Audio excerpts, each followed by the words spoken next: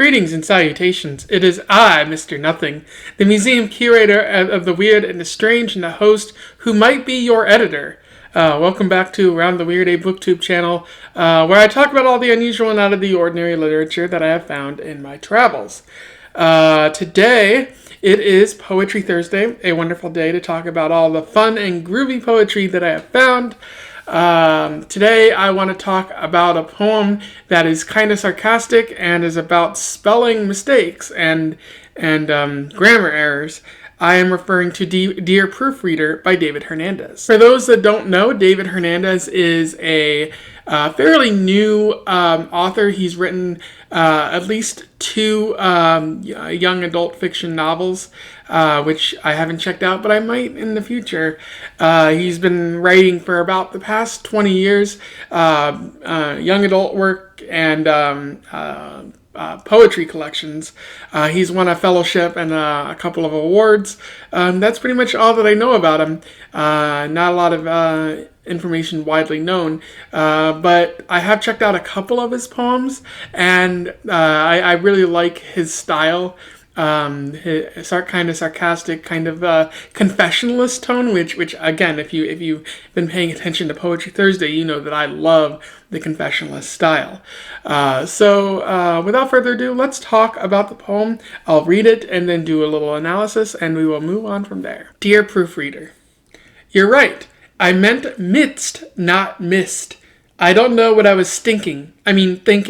Soap speaks intimately to my skin every day, most days, depending if darkness has risen to my skull like smoke up a chimney flue.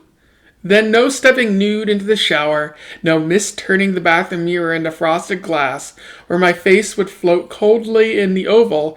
Picture a caveman encased in ice. Good. I like how your mind works.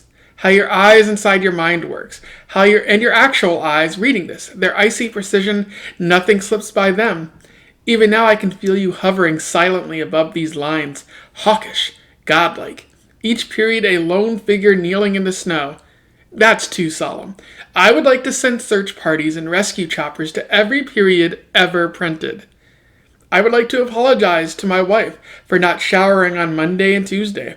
I was stinking. I was simultaneously numb and needled with anxiety in the midst of a depressive episode. Although mist would work too, metaphorically speaking, in the fog of this gray haze that followed me relentlessly from room to room until every red bell inside my head was rung. And so that was Dear Proofreader by David Hernandez.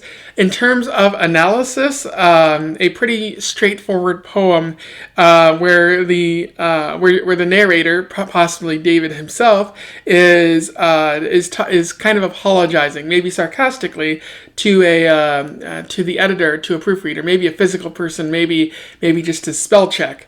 And he's talking about how he made an error in his writing that the proofreader caught, was maybe unhappy about, and then he goes on to reveal that he has he's going through a depressive episode, and he's not showering because of it, and as a result he's not really in the best state of mind, and possibly that's what contributed to the spelling error. One of the first things I noted was the sarcastic tone of the poem, particularly in the middle, where the narrator says, "Even now I can feel you hovering silently above these lines, hawkish, godlike. Each period a lone figure kneeling in the snow. That's too solemn. I would like to send search parties and rescue choppers to every period ever printed." And so I get a sarcastic vibe from this. Like they're painting the proofreader as a godlike figure who's coming down and correcting everything David Hernandez, or the narrator, does, and it's coming off as a bit annoying. So the narrator is letting the proofreader know how annoying that they're being. But I think they're also highlighting how the the proofreader is missing the point, because at the end of the poem, they say, I was simultaneously numb and needled with anxiety in the midst of a depressive episode, although mist would work too, metaphorically speaking, in the the fog of, this gray haze that followed me relentlessly from room to room, etc., etc.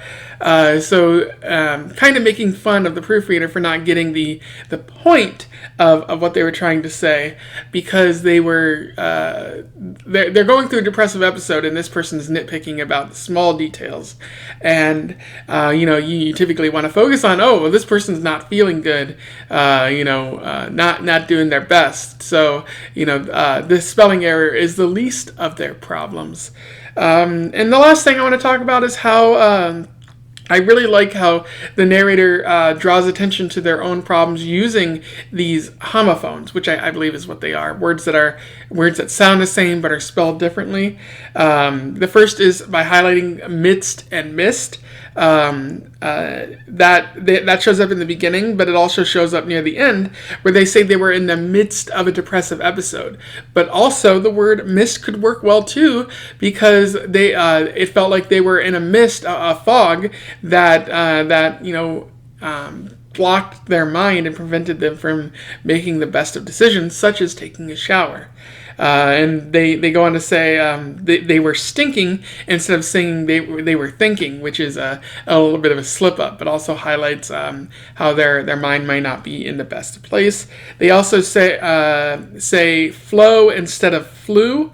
And at the very end, they say, this gray haze that followed me relentlessly from room to room until every red bell inside my head was rung. And they correct themselves. It wasn't wrong, it was rung. The bells are ringing.